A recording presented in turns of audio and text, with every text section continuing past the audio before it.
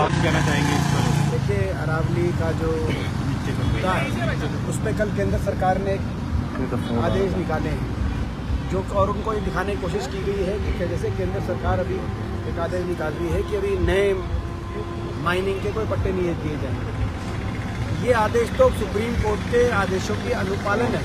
Supreme court के आदेशों में कहा गया कि 100 मीटर से कम की सारी पहाड़ी में माइनिंग हो वो अरावली नहीं मानी जाएगी, और साथ में ये कहा गया है कि जब तक नया माइनिंग प्लान ना हो तब तक कोई नए पट्टे ना दिए जाए। तो ये तो मात्र उसी के आदेशों का अनुपालन मात्र है।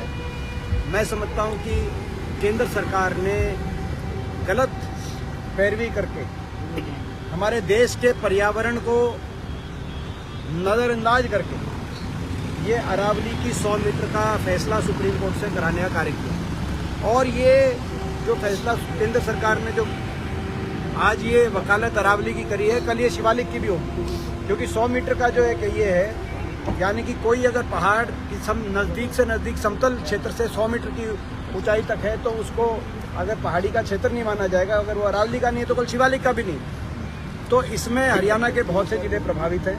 सबसे ज़्यादा हरियाणा ही प्रभावित है, क्योंकि हरियाणा के अंदर तो लगभग अरावली, चाहे वो भिवानी में हो, चाहे वो दादरी में हो, चाहे वो महेंद्रगढ़ में हो, चाहे झज्जर में हो, रेवाड़ी में हो, गुड़गांव में हो, मेवात में हो, पलवल में हो, सारी जो अरावली है वो कहीं ना कहीं 100 मीटर से कम की जो है ऊंचाई पे मानी जाएगी। तो इस पे पूर्ण विचार होना चाहिए, रिव्यू पिटीशन होनी चाहिए। हम यूं अरावली को खनन माफिया, रियल एस्टेट माफिया, बड़े धनाडों के लालच का शिकार यूं नहीं होने देंगे। अपने पर्यावरण को यूं नष्ट होता हम नहीं देखेंगे। हम संघर्ष करेंगे अरावली को बचाने के।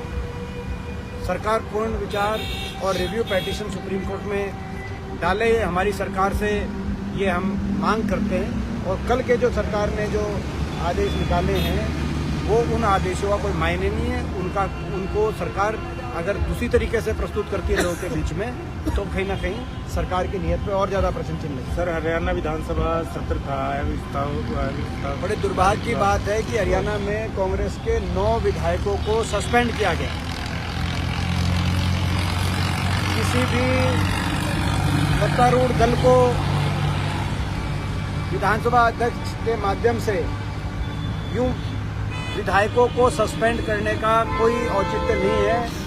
विधायकों को सस्पेंड कोई कर सकता है तो लोग सस्पेंड कर सकते हैं। लोगों ने तो चुन के भेजा है इनको, इन विधायकों को चुन के भेजा है लोगों ने विधानसभा में। ये मुद्दे उठाएंगे लोगों की, और ये सारे मुद्दे जो उठाए गए विधानसभा में उनका कोई जवाब नहीं दिया।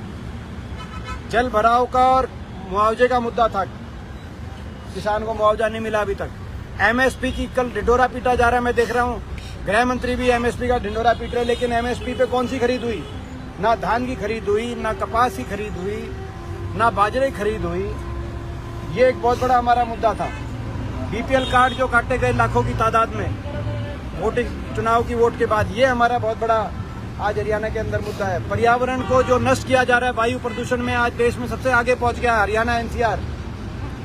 और ऊपर से अरावली पे यूं माइनिंग की जो जगह अरावली खोला जा रहा है, ये एक बहुत बड़ा मुद्दा था जिसका जवाब नहीं दिया गया। तो ये सारे मुद्दे थे आज, मगर इन मुद्दों की तरफ तो ध्यान दिया ही नहीं सरकार ने। कानून घोटाले की भी कोई परतें नहीं। धान घोटाले का बहुत बड़ा मुद्दा था, कानून व्यवस्था का बहुत बड़ा मुद्दा था। ये मुद्दे उठाने हमारे विधायक अगर सस्पेंड किए जाएंगे तो मैं बता दूं इस सरकार को कि ये प्रदेश की जनता स्वीकार नहीं करेगी, क्योंकि केवल प्रदेश की जनता को अधिकार है किसी को विधानसभा से सस्पेंड करने का या किसी को विधानसभा में भेजने का। ये 9 के 9 जो कांग्रेस के विधायकों को सस्पेंड किया गया है, ये प्रदेश की जनता को स्वीकार्य फैसला नहीं है। बांग्लादेश में हिंदुओं पर अत्याचार को लेकर के बार बार हमने सदन में बात उठाई है, मैंने भी उठाई है, कि प्रियंका जी ने भी ये बात उठाई।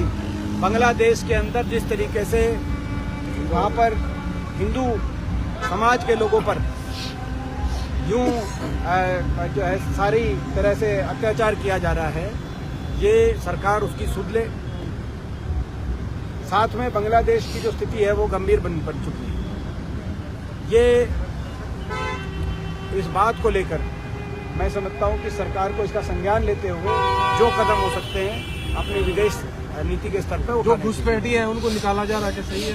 देखिए, बात ये है कि अभी तक 12 साल में क्यों नहीं निकाला? प्रश्न ये भी है, अभी तक तो किसी को निकाला ही नहीं। अभी तक तो 12 साल में केवल कहा क्यों जा रहा है, निकालें।